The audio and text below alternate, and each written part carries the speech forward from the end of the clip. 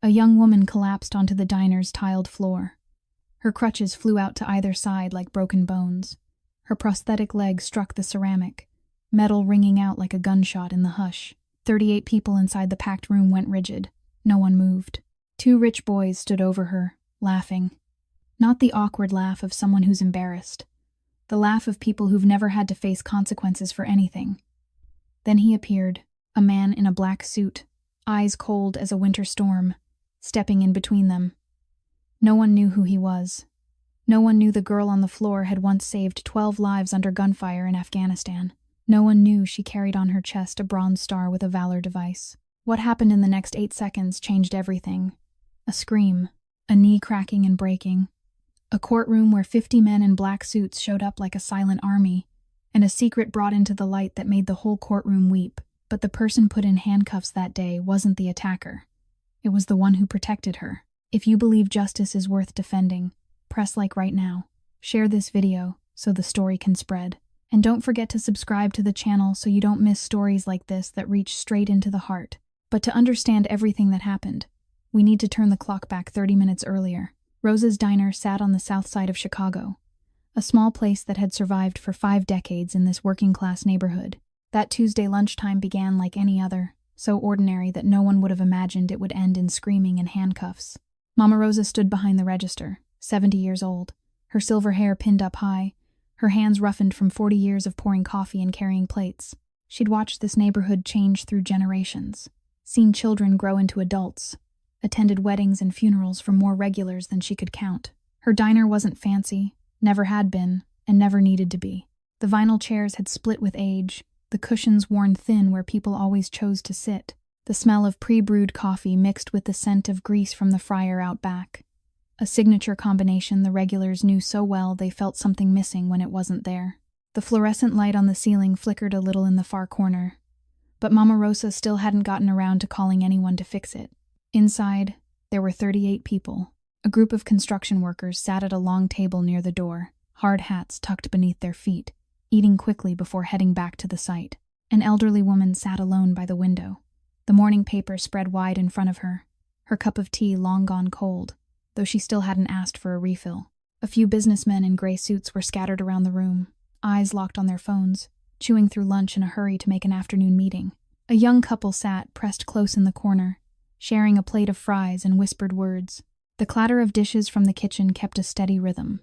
The coffee machine hissed as Sarah, the 23-year-old server, brewed a fresh cup for a customer. A child's giggle rose from table 7, where he sat beside his mother. It all blended into the familiar symphony of a normal midday. None of them knew that in 30 minutes, this tiny diner would become the scene of something that would change many lives. None of them knew that their silence in the fateful moment ahead would haunt them for years to come.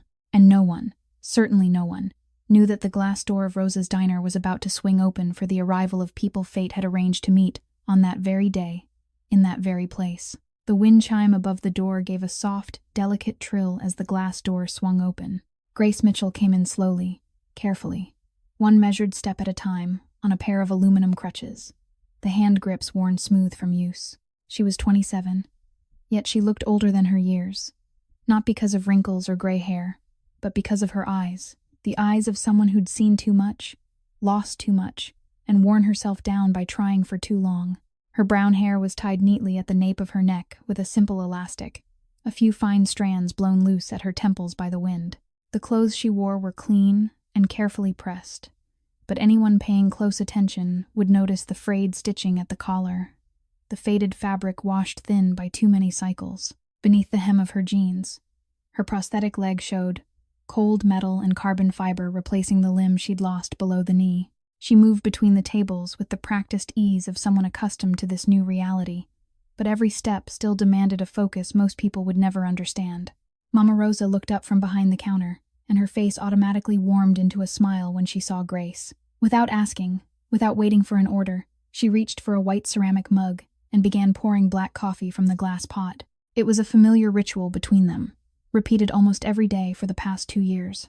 Grace nodded to her, a small gesture carrying a deep gratitude, then made her way toward her usual corner, a small table by the window, far enough to avoid attention but close enough to watch the entrance. An old habit from the military, She couldn't sit with her back to the door, couldn't allow anyone to approach without her seeing them first.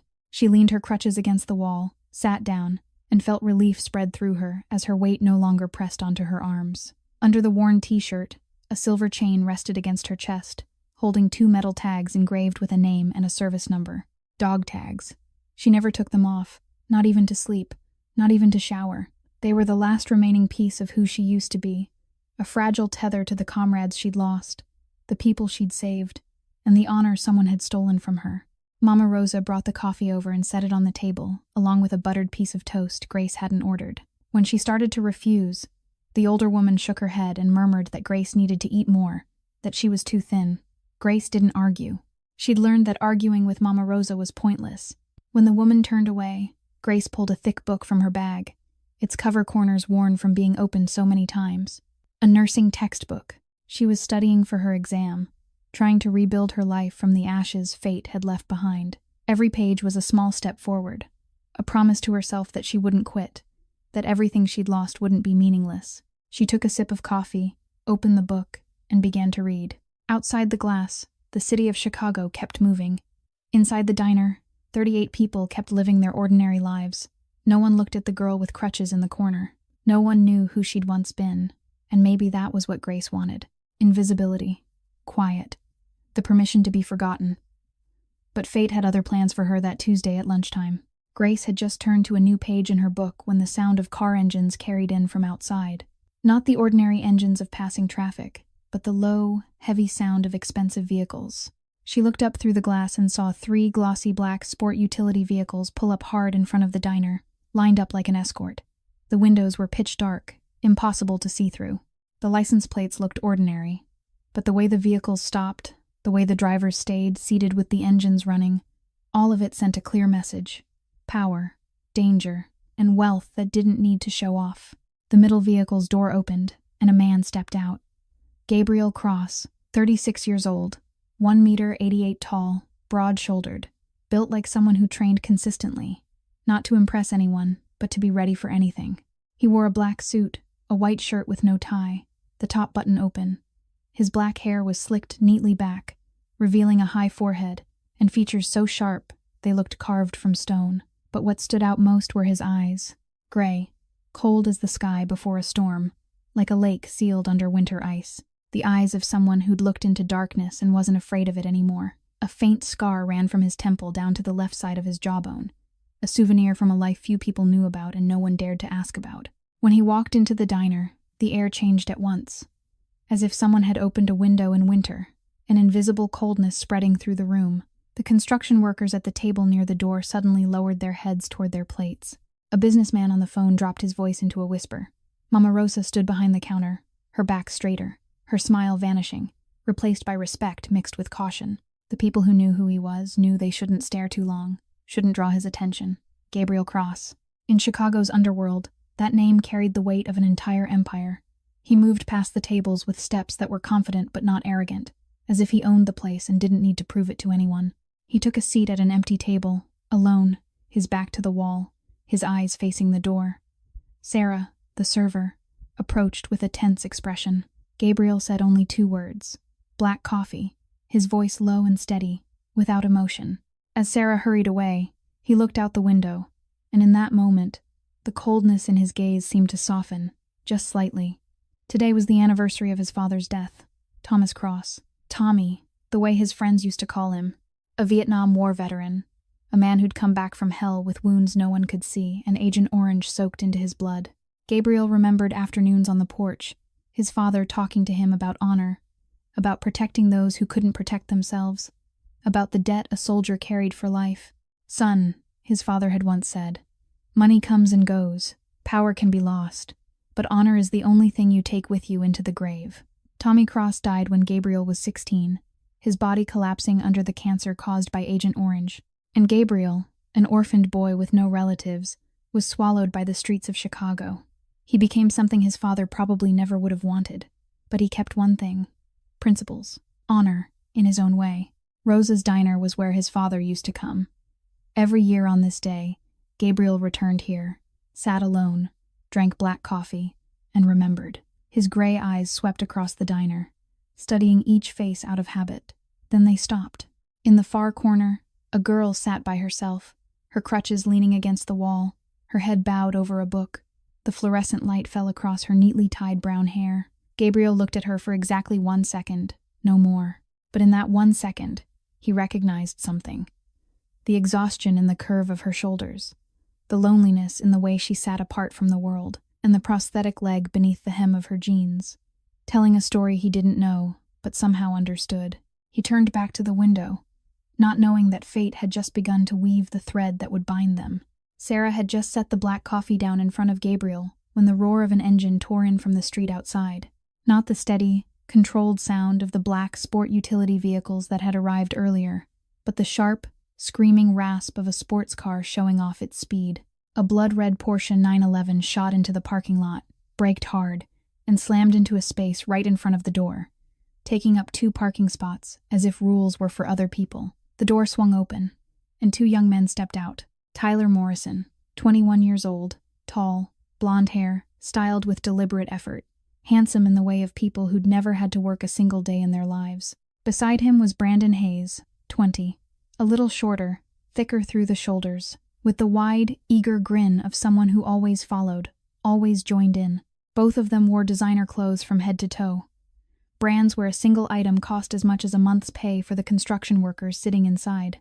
On Tyler's wrist, a sparkling Rolex, worn not to tell time but to make sure everyone knew who he was, or at least who his father was. Senator William Morrison, one of the most powerful men in the state of Illinois. Tyler walked into the diner like he owned it. He didn't wait to be seated, didn't look at anyone. He went straight to an empty table and sat down. Brandon trailed after him, giggling as if everything Tyler did was hilarious. Tyler lifted his hand and snapped his fingers for a server, the sharp sound cutting through the room like an insult. Sarah hurried over, her face flushed from being treated that way, but she didn't dare say a word. Tyler didn't look at her while he ordered. He only waved his hand and flicked her away as if shooing a fly. The 2 of them sat there, talking loud, laughing louder, their voices taking over the entire diner. They commented on the people around them without lowering their volume, as if the other customers didn't exist or didn't deserve respect. "Look at those construction guys over there," Tyler said with contempt.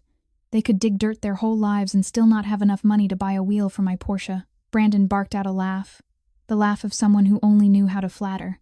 Gabriel sat a few tables away, his gray eyes narrowing as he watched the newcomers. He didn't speak, he didn't move, but his jaw tightened, just a little. Right then, Grace rose from her usual corner. She needed to use the restroom, and she didn't want to draw attention. But with crutches and a prosthetic leg, moving was never something she could do quietly. She lowered her head, focused on each step, trying not to look at anyone. Tyler saw her. His eyes, the eyes of a predator looking for entertainment, lit up when he noticed the crutches, the prosthetic leg peeking from beneath her pant leg. He nudged Brandon with his elbow, nodded toward Grace, and the smile on his mouth shifted into something uglier. Grace went to the restroom and came back, hoping the 2 of them wouldn't pay attention to her. But Tyler was already waiting. When she passed their table, he stood up suddenly and blocked her path. "Hey, wait a second," his voice rang out, pulling the whole diner's attention toward them. Grace stopped, her heart beating faster. She didn't look at him, only tried to step to the side and slip past. Tyler moved with her, still blocking. "What happened to your leg?" he asked, his tone pretending to be curious, but thick with cruelty. "Car accident? Or did you cut it off yourself for insurance money?" Brandon exploded with laughter behind him, as if it were the funniest joke he'd ever heard. Grace bit her lip, fighting to hold herself together.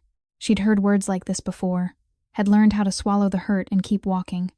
"Excuse me, let me through," she said softly, her voice shaking but forcing itself steady.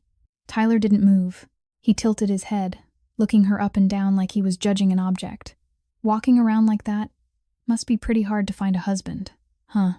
Who'd want to marry a cripple? Brandon had stood up now, stepping closer, and his eyes landed on the chain that showed beneath Grace's collar. He recognized it immediately, the 2 metal tags. Dog tags. "Tyler," Brandon called out, thrilled. "She's military, a disabled soldier." The 2 of them looked at each other and burst into laughter, the sound echoing through the diner, sharp and merciless. Grace stood there, between 2 strangers mocking her pain, surrounded by 38 strangers watching in silence. And in that moment, she had never felt so alone. Grace tried to step aside one more time, but Tyler was faster. He rose fully, his tall body blocking her path. At the same moment, Brandon shifted behind her, closing her in from the back. The space around Grace tightened, a wall of bodies hemming her in from both sides. She felt Brandon's breath at the nape of her neck, the scent of expensive cologne mixed with the stale trace of alcohol from last night's party. Her heart hammered in her chest, the survival instincts forged on the battlefield starting to sound their alarm. But this wasn't Afghanistan. This was a diner in Chicago, in broad daylight, with 38 people all around. Surely no one would dare do anything to her here. She was wrong. Tyler tilted his head, staring down at her prosthetic leg with a kind of fake curiosity. "Can I see your prosthetic?" he asked, as if he were talking about an interesting toy. "I've never seen one up close." His hand reached out and touched one of Grace's crutches. She startled and tried to pull back, but Brandon behind her cut off her retreat. "Don't touch me," Grace said, her voice louder than she meant it to be, fear slipping through the calm she was trying so hard to hold. That was a mistake. Tyler didn't like being refused. He'd never been refused. His eyes darkened, the smile vanished, and in a split second his hand shoved hard into Grace's shoulder. She didn't have time to react. With her center of gravity already unstable because of the prosthetic, that shove was enough to destroy her balance completely. Grace fell. Not slowly, not in any controlled way. She went down face first onto the cold tile floor, in pain and helplessness. Her crutches flew out to either side, clattering uselessly against the floor like discarded tools, one sliding under the young couple's table, the other striking a chair leg with a sharp clatter. Her prosthetic leg twisted at a strange angle beneath her, the joint knocked out of alignment. Carbon fiber and metal bent and warped in a way flesh and bone never could. Her silver chain slipped free from her collar, and the 2 dog tags spilled onto the floor, metal tapping against tile with a small, bright clink. Then lying there, glittering under the fluorescent lights, the diner fell into silence. 38 people went rigid. The construction workers stopped chewing. The elderly woman with the newspaper lowered it. The young couple glanced at each other and dropped their eyes. The businessmen pretended to study their phones. No one stood. No one spoke. No one did anything at all. Mama Rosa stood behind the counter, her old hands trembling around the phone, but she didn't dial. She wanted to call the police, but she knew Senator Morrison's son. She knew what would happen if she did. Tyler and Brandon stood over Grace, looking down at her the way you look at an insect you've just crushed under your shoe. Their laughter rang out, sharp and merciless. "Oh, you fell," Tyler said, pretending concern. "Careful now. The floor's really slippery." Brandon roared with laughter, as if it were the funniest joke in the world. Grace lay there with her cheek pressed to the icy tile, smelling disinfectant and grease. She didn't cry. She'd cried enough in her life. She had no tears left for people like this. But the pain she felt now didn't come from the bruise blooming in her shoulder or the knee that had slammed into the floor. The pain came from the silence. 38 people. And no one, not a single one of them, stood up for her. Gabriel had been watching everything from the beginning. From the moment those 2 walked in with an attitude like the whole world owed them something, he hadn't taken his eyes off them. He saw them block the girl with the crutches, heard the insults ringing through the diner, and witnessed the shove that sent her down onto the floor. When Grace lay there, when the 2 dog tags slipped free and glittered against the tile, Gabriel's gray eyes fixed on that metal. And for one brief instant, time seemed to stop. He saw his father, Tommy Cross, in a worn military uniform with frayed shoulders, standing on the porch of an old house on the outskirts of Chicago, looking down at his 12-year-old son, with eyes that were stern and still full of love. "Son," his father's voice rose out of memory. "There's one rule I want you to remember for the rest of your life. Never let a soldier fall without helping them back up. They fought for us. It's a debt we can never fully repay. We can only try to be worthy of it." The image dissolved. Gabriel returned to the present, where a young woman lay on the diner floor, humiliated by 2 men who'd never known hardship, while 38 people around her chose silence. He stood, not rushed, but decisive. The chair made a soft sound as he pushed it back. That small noise was like a stone dropped into still water, sending ripples of attention across the room. Every head turned toward him. The construction workers lifted their eyes. Mama Rosa held her breath behind the counter. The young couple stopped pretending they couldn't see. And Tyler and Brandon, still standing over Grace with laughter on their mouths, turned too. Gabriel walked. Each step sounded on the tile, steady and sure like a war drum. He passed tables, past faces watching him with a mixture of fear and curiosity, and went straight to where Grace lay. The diner was so quiet you could hear the air conditioner humming overhead. Tyler and Brandon took an instinctive step back as Gabriel drew near. There was something about this man, something in those steel gray eyes, in the way he moved like a hunting cat, that made their survival instincts flare with warning. But the arrogance of men pampered all their lives was stronger than instinct. Gabriel stopped between Tyler and Grace. He didn't look at them. He looked at the girl on the floor. Then he bent down, picked up the nearest crutch, stepped to retrieve the other from under the table, and set both beside her. When he turned back, he lowered himself onto one knee, bringing his eyes level with Grace's. His voice was gentle, low, and warmer than anything she'd heard in the last 2 years. "Are you all right?" 4 simple words, but to Grace, they were 4 words she hadn't heard from anyone through 2 long years. Not polite small talk, not sick curiosity, real concern from a complete stranger. She lifted her head, met those gray eyes, and couldn't speak. Gabriel reached out, helped her take hold of the crutch, and in that brief instant, his hand touched hers. Warm, steady, safe. A feeling Grace had forgotten for a very long time. "Hey," Tyler's voice snapped from behind them, his confidence returning after that first flicker of confusion. "Who are you? Getting in other people's business?" Gabriel rose slowly and turned to face Tyler. He didn't speak. He only looked. Those gray eyes locked onto Tyler's, cold and empty as a deep pit.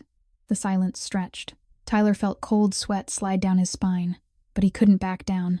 Not in front of Brandon, not in front of the whole diner watching. "Do you even know who I am?" he shouted, his voice sharper than he meant it to be. "My father is Senator Morrison. One phone call from me and you'll—" Gabriel cut him off, his tone as calm as if he were talking about the weather. "I don't care who your father is." He stepped forward, closing the distance. "You have 5 seconds to apologize to her." Tyler stood there, his face dark red with rage and humiliation. No one had ever spoken to him like that. No one had ever dared to show no fear of the name Morrison.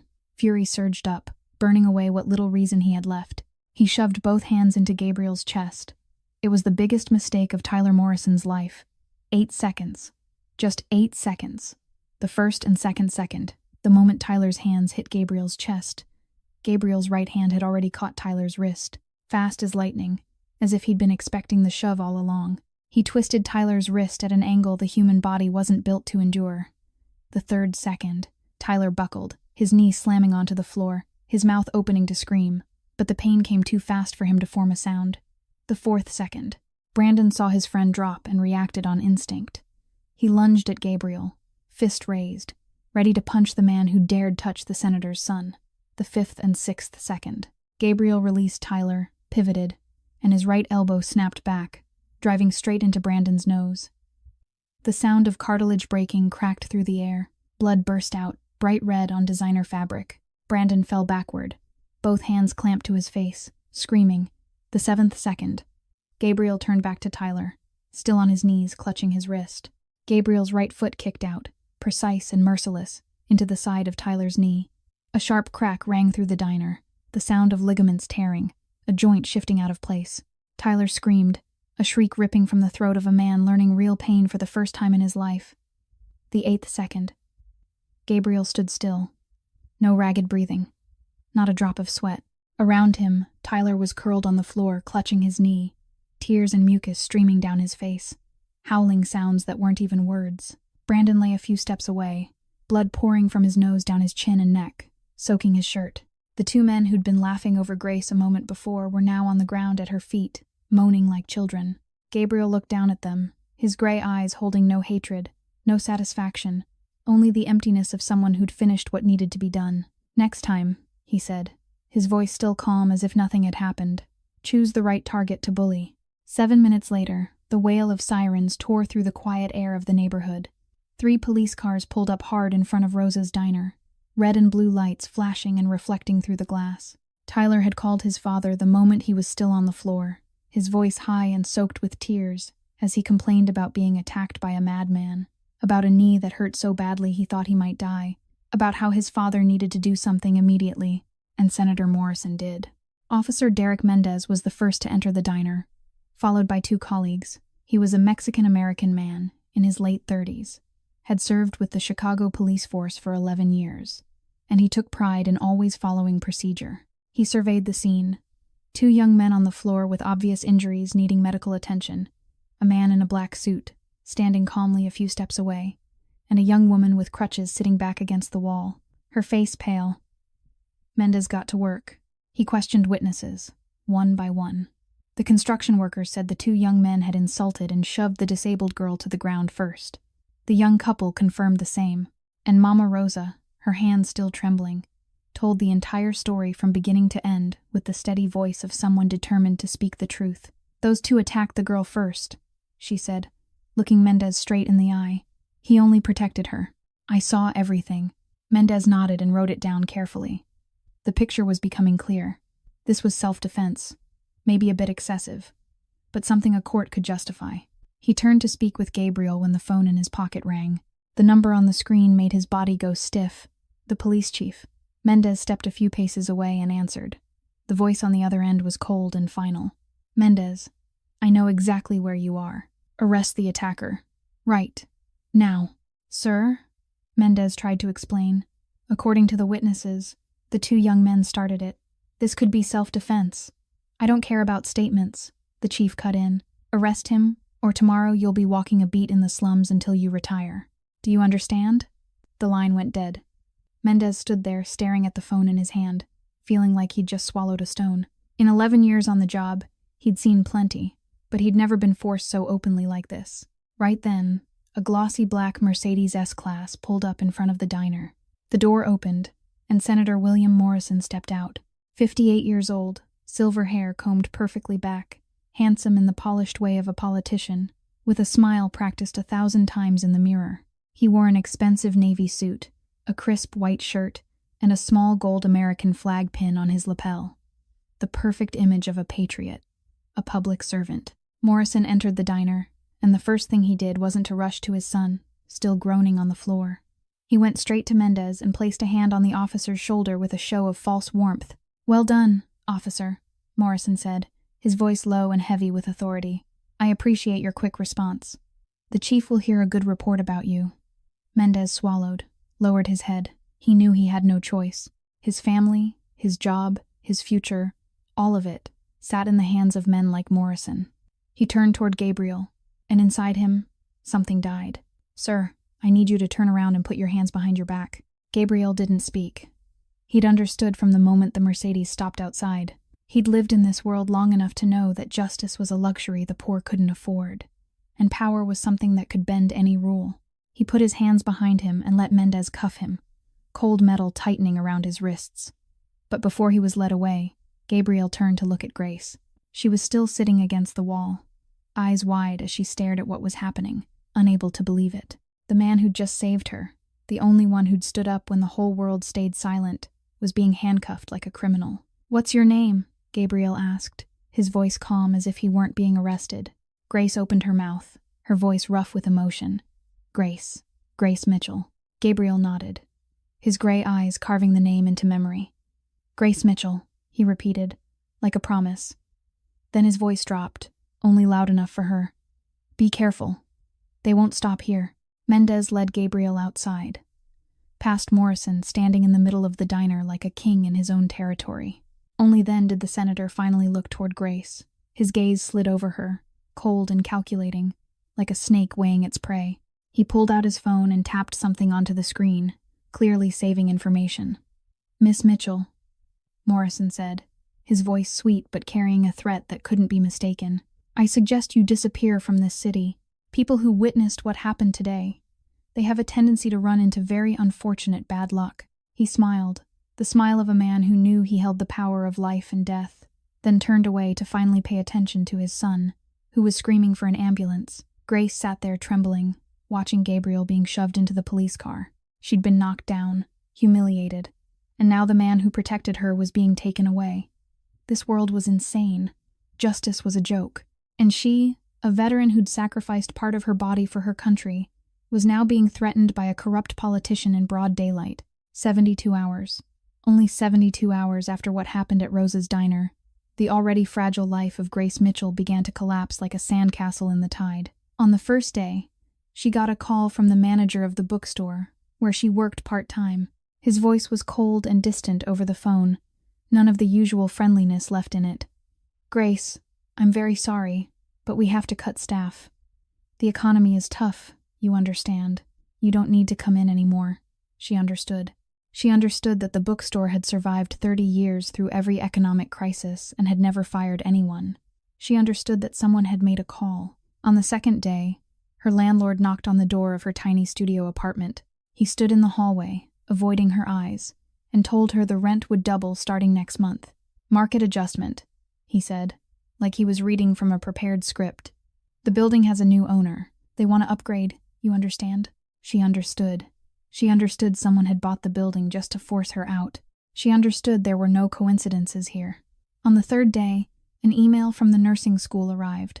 Her scholarship application had been denied. "We regret to inform you that your file does not meet the required standards." No further explanation. No chance to appeal. Just a door slammed in her face. She understood. She understood everything. Senator William Morrison was crushing her slowly, methodically, and completely within the law. He didn't need to hit her. He didn't need to arrest her. He didn't need to do anything that could be prosecuted. He only needed to make her unable to live. No job meant no income. Rent doubled meant she'd be on the street soon. A denied scholarship meant her dream of rebuilding her life was snuffed out. Morrison was suffocating her one piece at a time, like a constrictor tightening around prey until it stopped breathing. On the third night, Grace sat in her dark apartment without turning on the lights because she wanted to save electricity. Streetlight spilled in through the window, laying faint stripes across the floor. She sat on the bed, counting what money she had left in her wallet.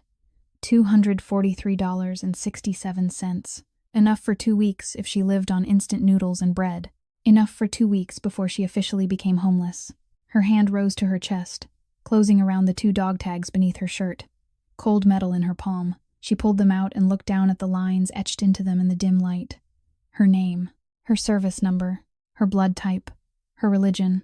Simple characters that stood for 6 years of service, for sleepless nights in a war zone, for the 12 lives she had saved, for the leg she had lost.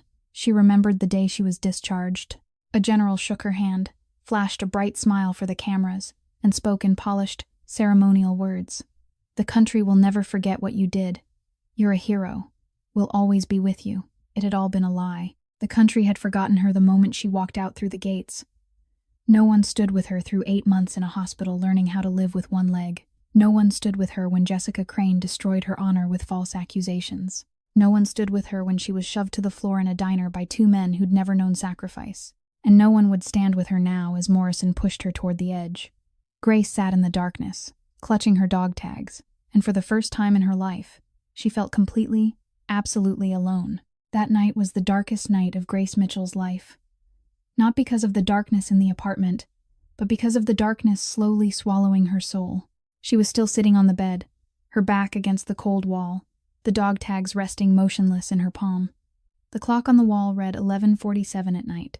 Outside the window, the city of Chicago was still alive with its familiar noise, traffic, a distant train horn, laughter, and voices drifting up from the bar down the street. Life kept moving for everyone, except her.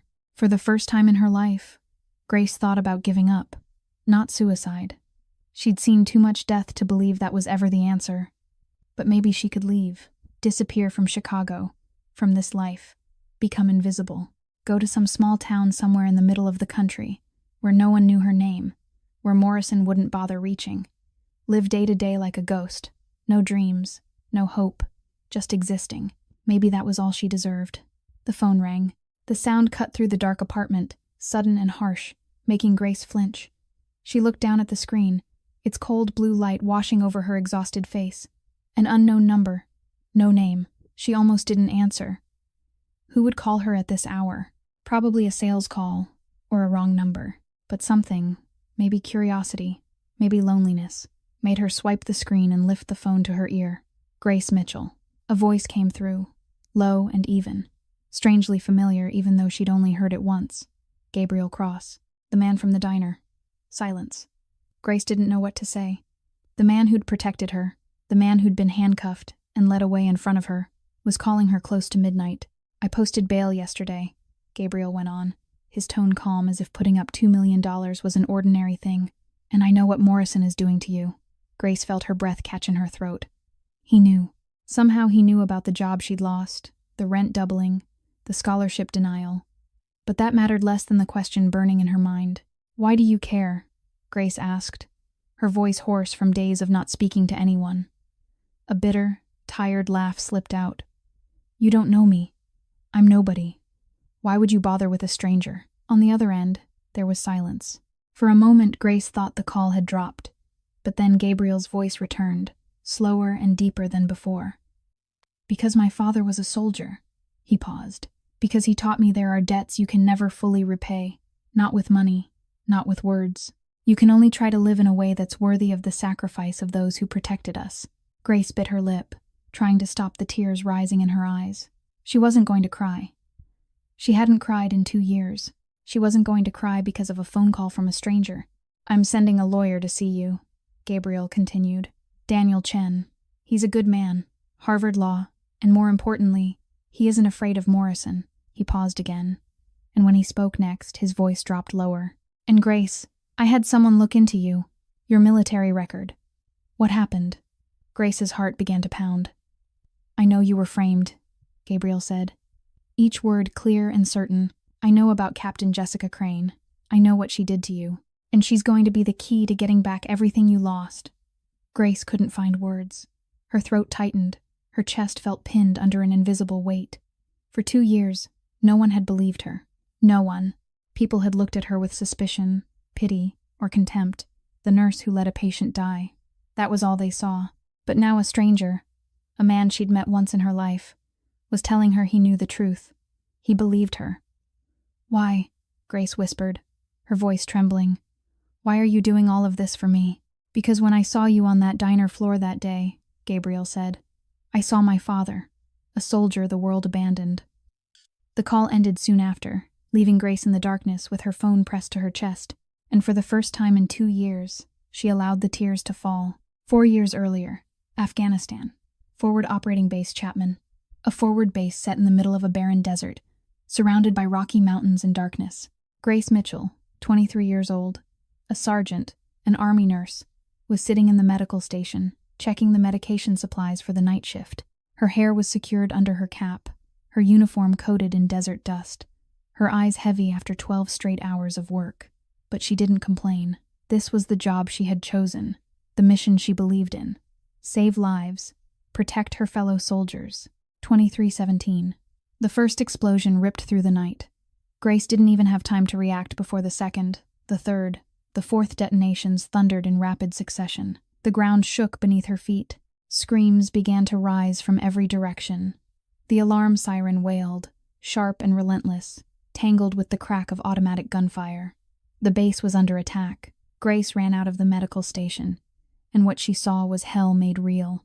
Fire burned in multiple places, thick black smoke rolling into the night sky. Soldiers sprinted back and forth, shouting orders, firing back. Bullets sliced the air over her head, and blood everywhere. On the ground, on the walls, on the uniforms of the bodies scattered across the sand. A human being's first instinct is to run, find cover, survive. But Grace didn't run away. She ran toward the danger, toward the cries of pain, toward the soldiers who needed her. Dr. Harrison, the base's only physician, lay motionless at the entrance to the clinic. A piece of shrapnel was buried in his chest, blood soaking into the sand beneath him. Grace dropped to her knees and checked for a pulse. Nothing. He was gone. She swallowed hard, forcing down the panic swelling in her chest. There was no time to grieve, no time to be afraid. Others still needed her. She stood and ran. 12 people. 12 critically wounded soldiers lay scattered across the attacked area. Someone missing a leg. Someone with shrapnel peppered through his body. Someone bleeding uncontrollably from an abdominal wound. And Grace, only Grace, was the only one who could save them. She worked like a machine. No thinking, only doing. Her hands tied a tourniquet to stop one man's bleeding. Her mouth shouted for someone to bring a stretcher. Her eyes were already on the next person who needed saving. Bullets kept flying. Rounds punched through the sheet metal roof of the makeshift clinic she had set up, slamming into the wall less than a handspan from her head. She didn't stop. A young soldier, maybe 19 or 20, lay still on a stretcher. No breathing, no pulse. Grace climbed onto the cot and started chest compressions. 1, 2, 3, 4, 5. Steady, hard, without pause. Rescue breaths. Back to compressions. 1 minute, 2 minutes, 5 minutes. Her arms began to burn. 10 minutes. Sweat streamed down her face, dripping onto the unconscious soldier's chest. 12 minutes. Someone shouted in her ear, telling her to stop, telling her he was already dead. Grace didn't listen. She didn't stop. 15 minutes. And then, a cough. Weak, but a cough. The young soldier's eyes opened, and he drew in a first breath of life returning. Grace didn't have time to celebrate. She was already moving to the next bed, where someone else needed her. All through that night, she stitched wounds by the flickering light of flashlights, her hands soaked in other people's blood but never shaking. She held a sergeant's intestines in place for 40 minutes while they waited for a medevac helicopter. She plugged an arterial wound with her own finger when the gauze ran out. She talked to the men in pain, kept them awake, kept them alive. With a calm voice she later couldn't understand how she'd found. When the sun rose over the Afghan desert, 12 wounded soldiers had been moved safely onto helicopters. 12 people, all alive. Grace stood in the shattered clinic, her uniform stiff with dried blood, her hands trembling with exhaustion, and watched the helicopter lift away. She didn't cry. She simply sat down, amid rubble and bodies, and breathed. 6 weeks later, she was awarded the Bronze Star with a Valor Device, a medal for extraordinary courage in combat. The commanding general wrote a personal commendation letter, praising her as the embodiment of the highest spirit of service and sacrifice in the United States military. Her fellow soldiers gave her a new name, Guardian Angel, the one who saved 12 lives in that night of hell. Among the people she saved was a young soldier named Michael. She didn't know his last name, didn't know where he was from, didn't know his story. She only knew she'd performed chest compressions on him for 15 straight minutes, 15 minutes without stopping, 15 minutes balanced between life and death. She never once thought she would see him again. Never thought that debt of life would be repaid at the moment she needed it most. 6 months after the fateful night at Forward Operating Base Chapman, Grace Mitchell had become a legend in her unit, Guardian Angel. The name followed her everywhere, in the admiring looks of her fellow soldiers, in the respectful handshakes from superiors, in the commendation letters sent down from command. But there was one person who didn't look at her with admiration. Captain Jessica Crane, 38 years old, Grace's direct superior, the officer in charge of the entire medical team at the new base. Jessica was the kind of person who was used to being noticed. She had credentials from a prestigious medical school, 15 years of military experience, and connections with powerful people. She had been the star, until Grace appeared. She hated Grace. Not the loud, violent kind of hate. The quiet kind that lasted, like snake venom slowly seeping into the bloodstream. Every time someone mentioned Guardian Angel, Jessica's eyes darkened just a little. Every time Grace was praised, Jessica's jaw tightened just a little more. And in her mind, a plan began to form. That night, Grace was on duty at the medical station when a report came in about a traffic accident outside the base. 2 soldiers were badly injured and needed immediate emergency care. At the same time, in Ward Room 3, a high-profile patient was under observation. Colonel Henderson, the son of a well-known general, recovering from an appendectomy. Stable condition, no signs of danger. Grace read the report, assessed the situation, and made a decision. The 2 men outside were bleeding. They needed her right now. Henderson was stable. Another nurse was monitoring him, and there was an alarm system if anything went wrong. She ran out. 20 minutes later, while she was stitching one of the accident victims, the bad news came. Colonel Henderson had gone into cardiac arrest, post-operative complications, internal bleeding, multi-organ failure. The nurse on duty that night hadn't checked on time, hadn't recognized the warning signs. By the time they discovered it, it was too late. Henderson died before they could get him onto an operating table. An internal investigation was opened immediately. The son of a general had died on base. Someone had to be held responsible, and Jessica Crane found that someone. Sergeant Mitchell abandoned her post. Jessica testified before the inquiry board, her voice flat and cold. She was in charge of the shift, responsible for monitoring all patients, including Colonel Henderson, but she left without authorization, which led to no one noticing the patient's deterioration. Grace stood there, unable to believe what she was hearing. I reported before I left. I handed it over to Nurse Williams. The shift log shows it clearly. Jessica smiled, the smile of a snake about to swallow its prey. The shift log shows you left on your own without a superior's signature, and Nurse Williams states you never handed anything over. Grace turned to Williams, the man who'd worked beside her for 3 months. He avoided her eyes, stared at the floor, and stayed silent. She had bought him. She had altered records. She had manipulated evidence. And Grace, alone, with no allies, no one to protect her, stood before a board of men who only wanted a scapegoat. The investigation ended without an official conclusion. Not enough evidence to punish Grace, but not enough to prove her innocent. But it didn't matter. The stain spread anyway. The nurse who let a patient die. The words clung to her like a ghost, whispering behind her every time she walked past, staring at her from eyes that had once admired her. Guardian angel disappeared. In its place came murderer. 2 months later, Grace requested a transfer. She couldn't take it anymore. Couldn't endure the looks, the whispers, the isolation. She was reassigned to another base, with a new mission. Escort a medical convoy through an active combat zone. That was the last fateful day of her military career. The convoy was 3 Humvees, carrying medical supplies and a small team of medical personnel. Grace sat in the middle vehicle, eyes scanning through the window at the endless desert. She didn't see it. No one saw it. An improvised explosive device, buried beneath a thin layer of sand. Waiting. Her Humvee drove over it, and the world exploded. A blinding white flash, a deafening blast. The sensation of being thrown upward, then crashing down, then nothing at all. Grace woke up in a military hospital in Germany a week later.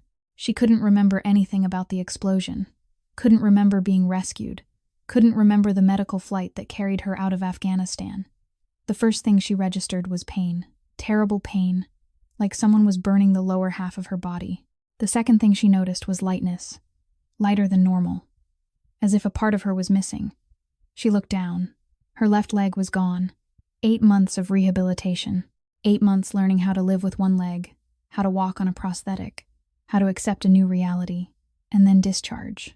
Papers signed, medals presented, thank yous spoken, and the gates of the base closed behind her. Grace stepped into civilian life with a prosthetic leg, a ruined name, no career, no money, and no family. Her parents had died when she was young. She'd grown up in an orphanage. The military was the only family she'd ever had, and now that family had thrown her out. That was why she was here, in this dark apartment in Chicago, with her crutches and her dog tags, with $243 in her pocket, and a future that held nothing but darkness. That was why she was waiting for a man she didn't know, a man who had stood up for her when the whole world turned away, saving her for the second time in her life. 3 weeks after that late-night call, Grace stood in front of the Cook County Courthouse in Chicago under the dull gray sky of a winter morning. The clock read 8:30. Wind-off Lake Michigan sliced through her thin coat like invisible blades. She hadn't slept last night. In truth, she'd barely slept for 3 weeks, ever since Daniel Chen explained the trial that was coming, what she would face, how she was the most important witness in the case. The Cook County Courthouse was a massive building of gray granite, with wide steps leading up to the main entrance and towering columns that looked like they were trying to touch the sky. It had been built to impress, to make people feel small in the presence of the law's power. Grace stood at the bottom of those steps, her crutches planted firmly on the ground, and she felt exactly that. Small, fragile, not enough. A taxi pulled up to the curb, and Daniel Chen stepped out. 33 years old, Chinese-American, a Harvard Law graduate with honors. He wore a deep navy suit and a dark red tie, and he carried a leather briefcase worn at the corners from too much use. He didn't look like the glamorous attorneys from the movies. He looked tired, tense, with dark circles under his eyes and a takeaway coffee in his hand. But his eyes lit up when he saw Grace, and there was something in them she'd almost forgotten existed. Determination. Belief. Daniel came to her side, and together they looked up at the imposing building ahead. "Are you ready?" he asked. Grace stared at the endless steps, thinking of Morrison waiting inside, of Tyler with his vicious smile, of a justice system she'd once believed in now twisted by power and money. "No," she answered honestly. Then she tightened her grip on the crutches and started up. "But I will." Courtroom 7 was on the 3rd floor, a large chamber with a high ceiling and rows of polished oak benches. Light poured in from tall windows, laying pale bands of sun across the marble floor. The jury box sat to the left, 12 empty seats waiting for the people who would decide Gabriel Cross's fate. The prosecution table was on the right, where Catherine Wells was reviewing her files. 45 years old, black hair cut short and neat, sharp features, eyes that missed nothing. She was one of Chicago's best prosecutors, known for a formidable win record. But today, there was something in the way she sat, in the way her gaze flicked toward the spectator benches, that suggested pressure. Political pressure from people who wanted Gabriel Cross to pay.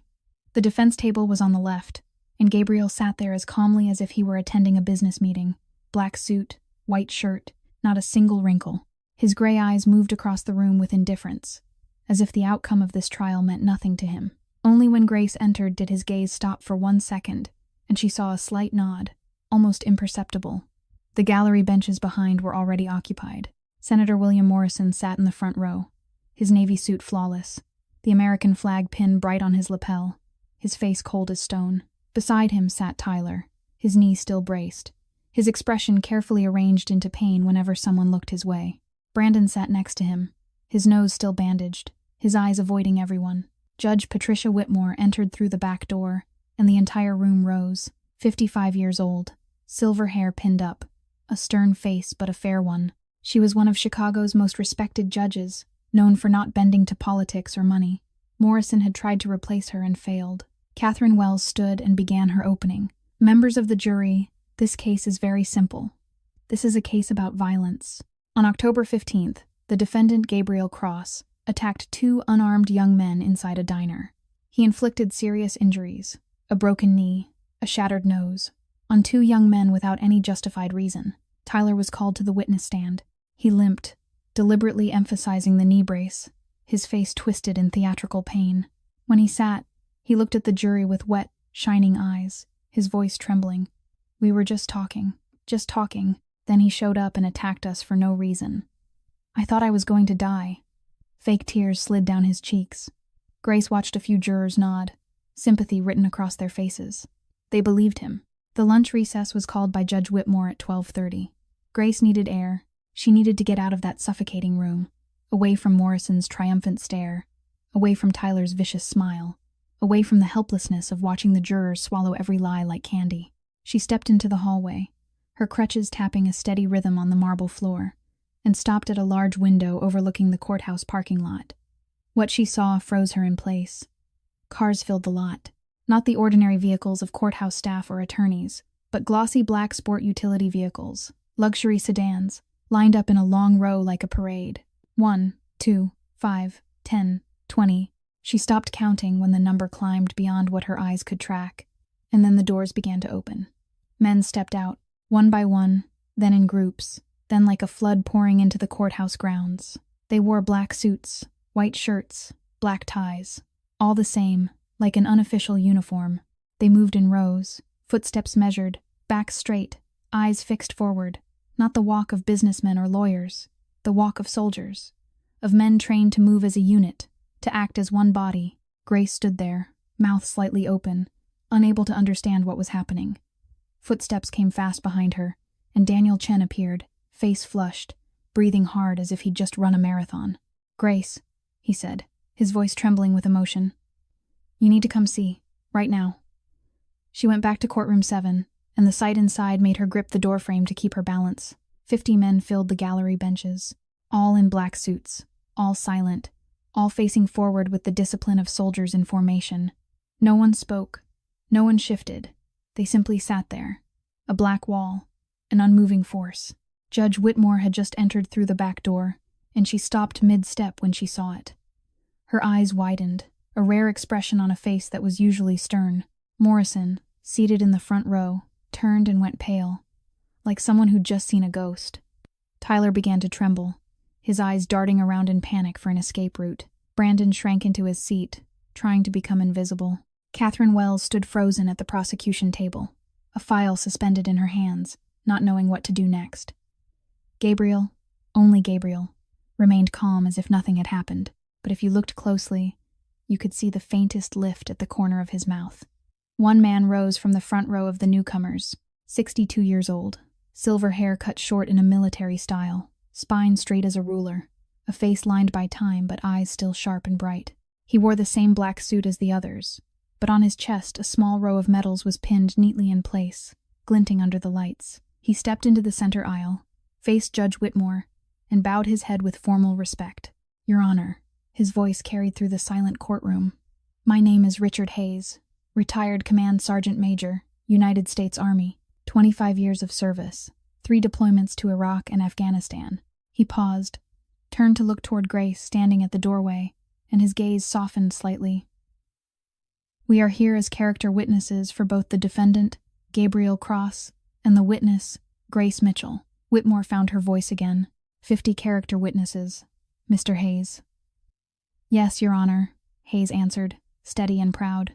30 of us are veterans, men whose lives Grace Mitchell saved directly, or her former comrades in Afghanistan.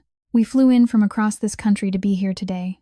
Arizona, Texas, California, Florida, Washington. He stopped to let the weight of those places settle into the room. The other 20 are people Gabriel Cross has quietly helped over the past 10 years. Homeless veterans he gave shelter to, families of wounded soldiers whose hospital bills he paid, war orphans whose scholarships he funded. All anonymous, all unknown, until today. Hayes looked directly into Whitmore's eyes. "Your Honor, we are here to tell the truth about Grace Mitchell, the truth about Gabriel Cross, and the truth about what really happened in that diner that day." The courtroom fell into absolute silence. Grace stood in the doorway, tears streaming down her face without her even realizing it. 2 years. 2 years she'd believed the world had forgotten her. 2 years she'd believed she was completely alone. But they had come.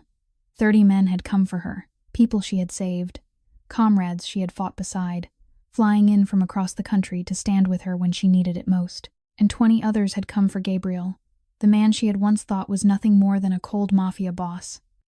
It turned out that in the shadows, he had been doing things the light never knew. Judge Whitmore looked at Richard Hayes, then at the 50 men sitting in the courtroom as still as statues. She'd been on the bench for 30 years and had seen every kind of trial there was, but she'd never seen anything like this. At last, she nodded. "Mr. Hayes, the court will allow you to speak." Hayes bowed his head in thanks, then turned to face the jury. 12 faces watched him with curiosity and confusion, not understanding what was happening.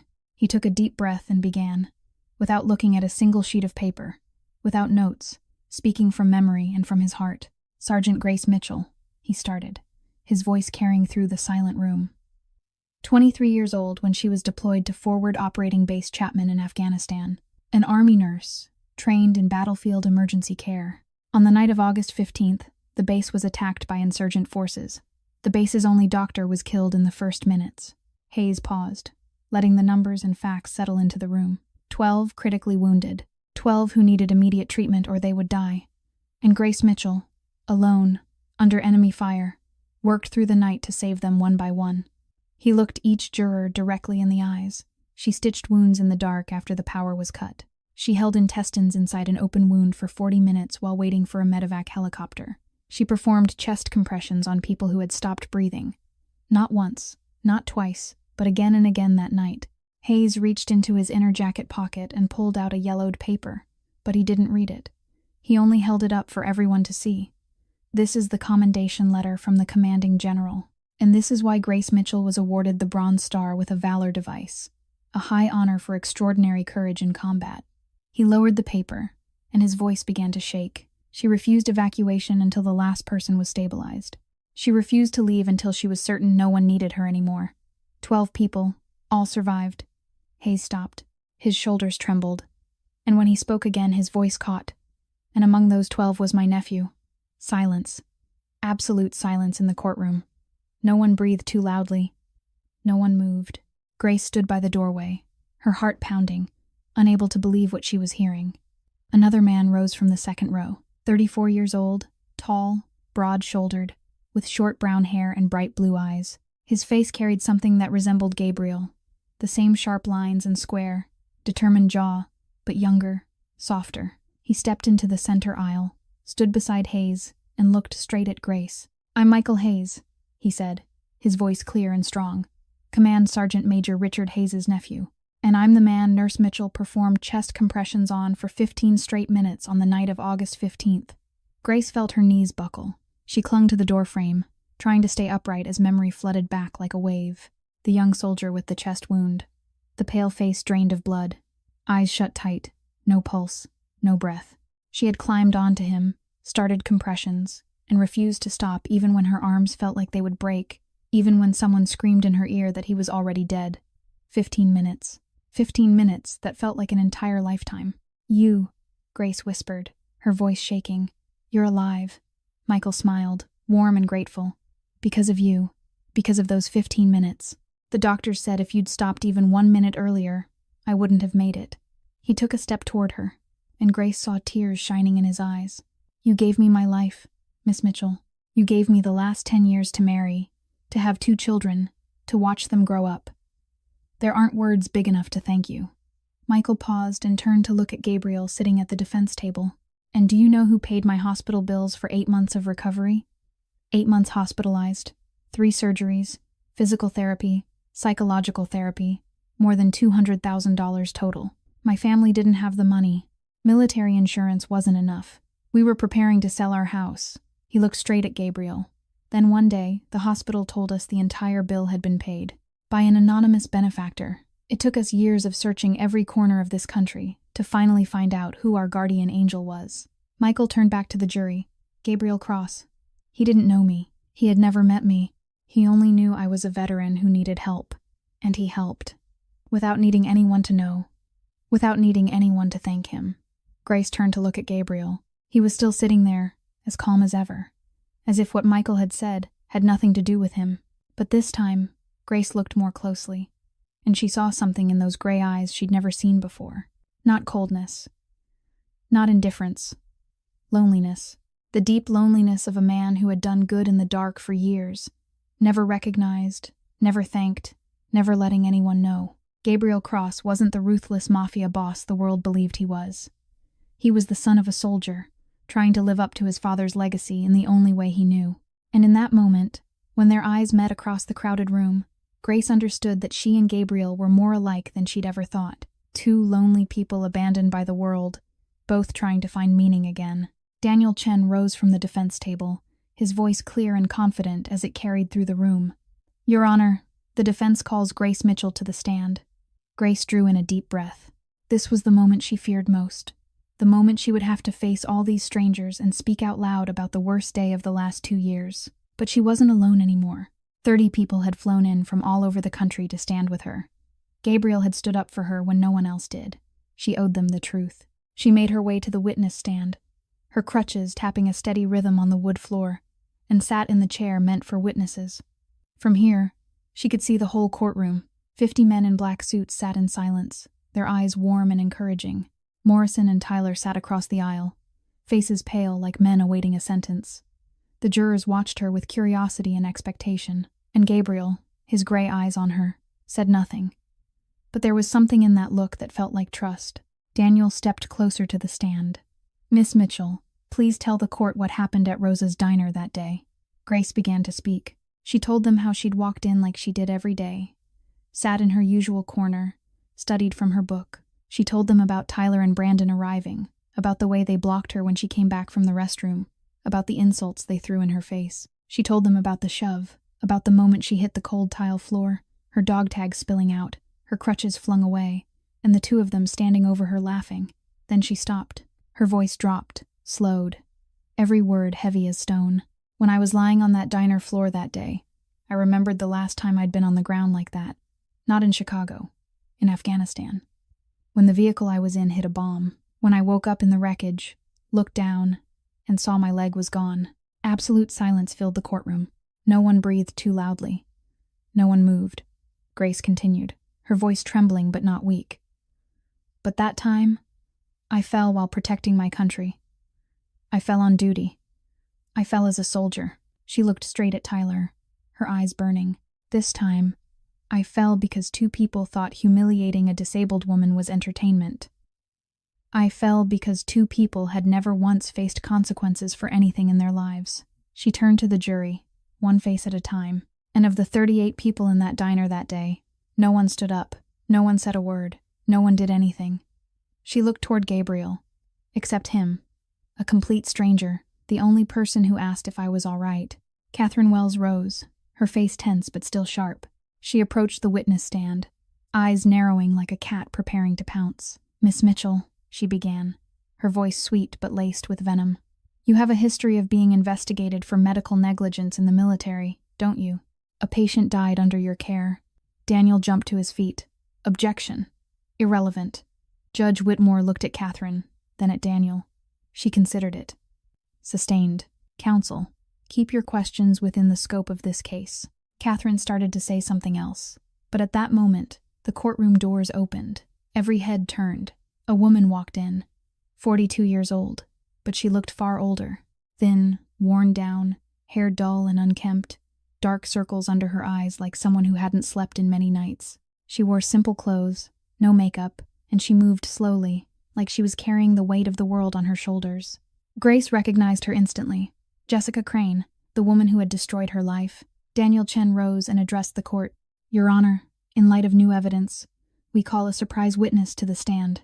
Miss Crane, we have the records of your bank transfers to Nurse Williams. The truth is no longer a secret. Please take the stand and tell this court exactly what happened." Jessica climbed the steps and sat in the chair Grace had just left. She didn't look at anyone. Her eyes lowered, her hands clasped together and trembling. Daniel stood in front of her, his voice gentle but precise. "Miss Crane, 4 years ago you testified in the internal investigation into Colonel Henderson's death in Afghanistan. You stated that Sergeant Grace Mitchell abandoned her post without authorization, leading to the patient's death." Jessica stayed silent. Daniel continued. "Was that testimony true?" The courtroom waited. 1 second, 2, 5. Then Jessica lifted her head, and tears began to slide down her cheeks. "No," she said, her voice breaking. "I lied." A ripple of murmurs spread through the courtroom. Judge Whitmore struck the gavel for silence.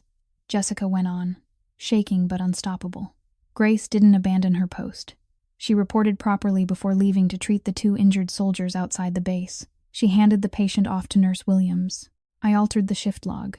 I bribed Williams to give false testimony." She looked up, straight into Grace's eyes, and in those tear-filled eyes Grace saw the regret of 4 years lived inside guilt. "I destroyed her life out of jealousy, because she was loved while I was forgotten, because she was called guardian angel and I was only a shadow." Jessica sobbed, tears running freely. No attempt to hide them, no attempt to wipe them away. "I've lived with that guilt for 4 years. Every night I dream about her face. Every day I think about what I did." She looked at Grace, her voice splintering. "Grace Mitchell, I'm sorry. I know an apology can't give you back what you lost, but I'm sorry. From the bottom of my heart, I'm sorry." The courtroom fell into silence. Grace sat in the witness row, staring at the woman who had once been her nightmare, now crying in front of her. She didn't know what she felt. Anger, maybe.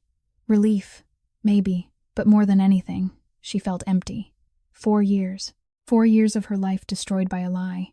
And now, at last, that lie had been dragged into the light. The jury left the courtroom to deliberate.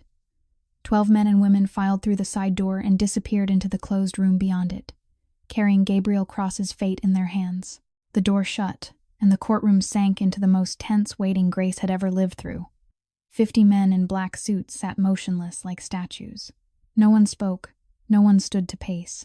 No one even reached for a phone. They simply sat there, backs straight, eyes forward, waiting with the patience of people who had waited through far worse.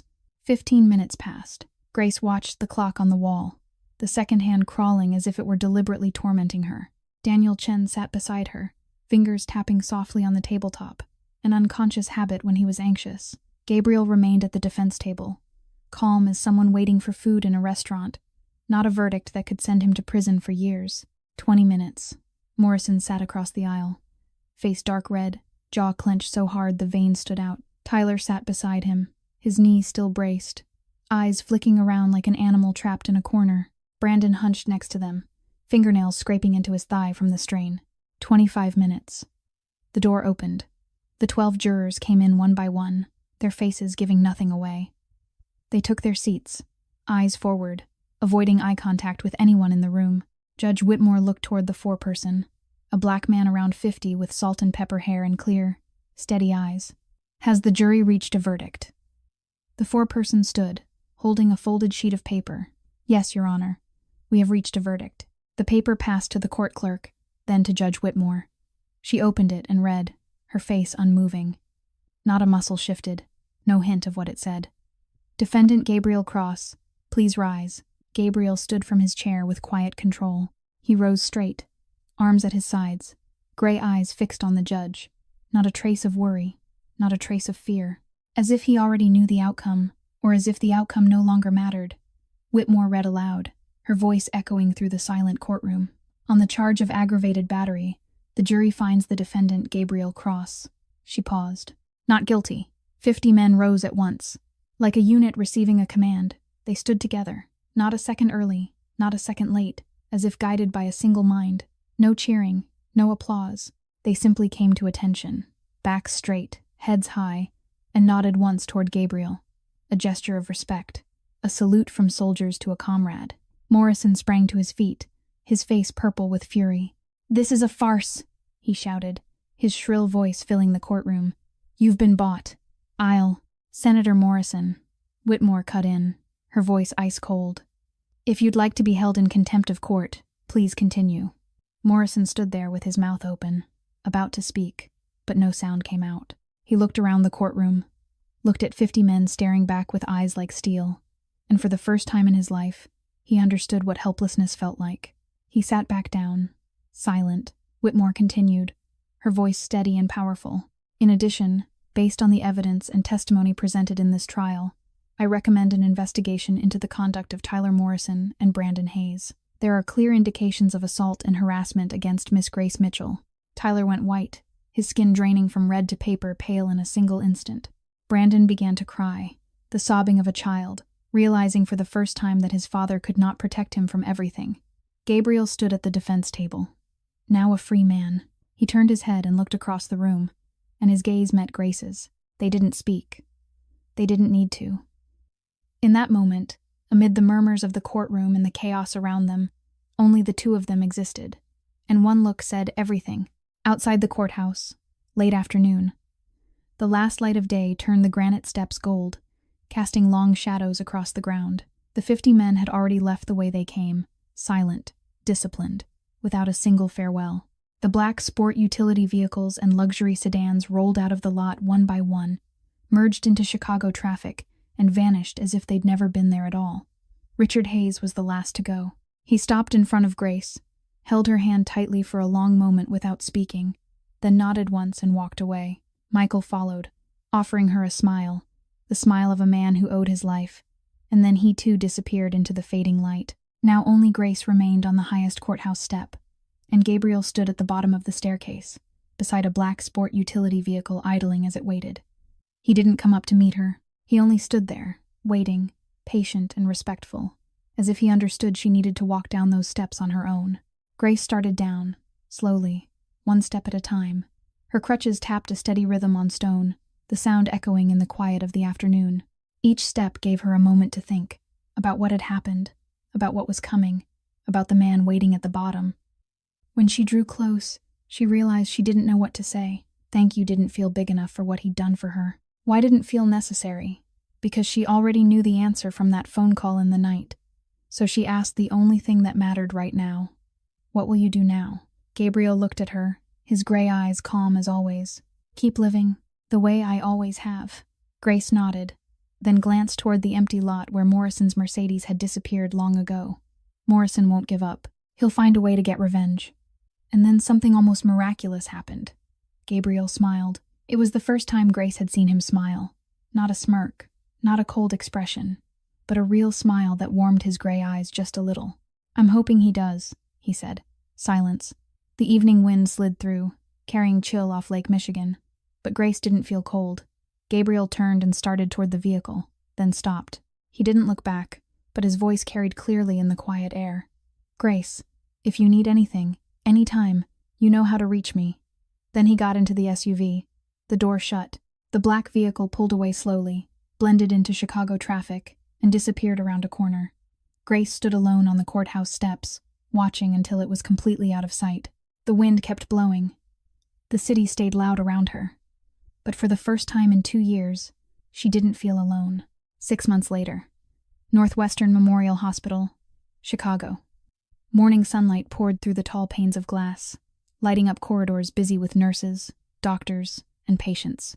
In the middle of that flow, a young woman walked with quiet confidence, brown hair tied neatly at the nape of her neck, a light blue nurse's uniform, and an employee badge on her chest that read Grace Mitchell, registered nurse. She walked without crutches. A new high-tech prosthetic leg with an electronic joint and lightweight carbon fiber, gifted by an anonymous benefactor she knew exactly by name, let her move almost normally. She had graduated from her nursing program with outstanding scores. She had been hired by one of Chicago's best hospitals, and her honor had been restored. Jessica Crane and Nurse Williams were both prosecuted for falsifying military records, bribery, and lying under oath to an investigative board. Grace's file was cleared of every stain.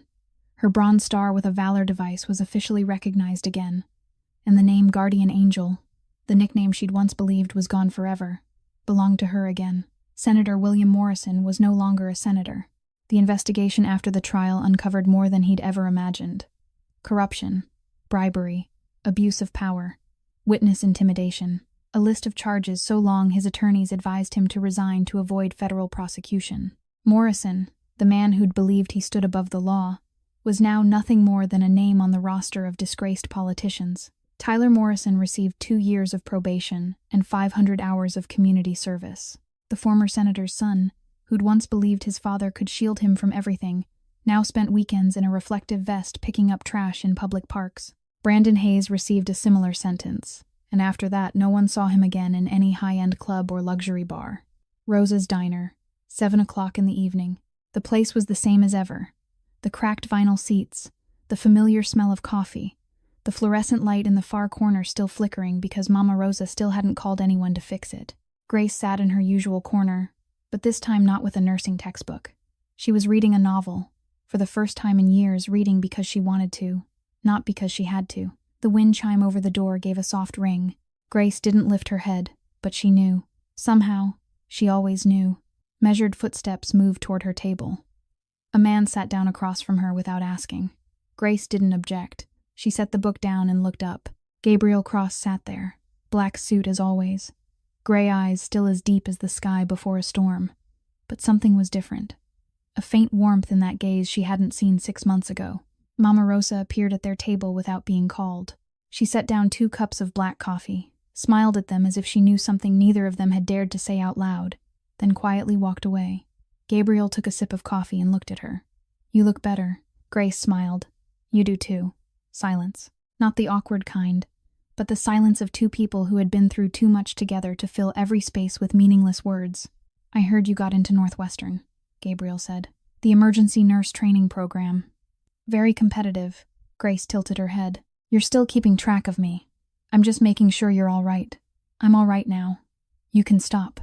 Gabriel held her gaze, his gray eyes not leaving hers. "What if I don't want to stop?" Silence. Grace looked into those eyes. Eyes of storms and shadow, but also the eyes that had found her on this diner floor, 6 months earlier. The eyes that had asked if she was all right when the whole world stayed silent. She didn't know what the future would look like. She didn't know who Gabriel Cross truly was, or what life beside a man like him would demand. But she knew one thing. When she fell, he stood up, and sometimes that was enough to begin.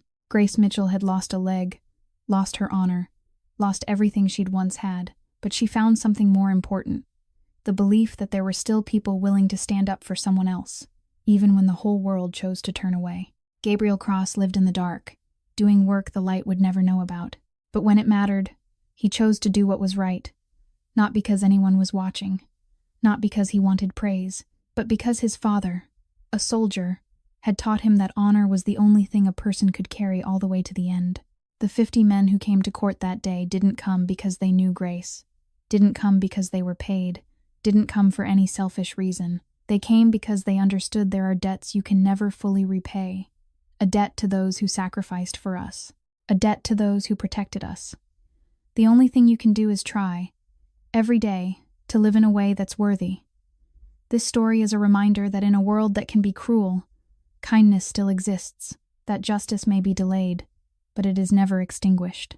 That one person standing up can change everything. My friends, if this story touched your heart, please hit the like button to help spread its message of courage and honor. Share this video so the people who deserve to be remembered, the soldiers, the nurses, the quiet heroes among us, know that we haven't forgotten them.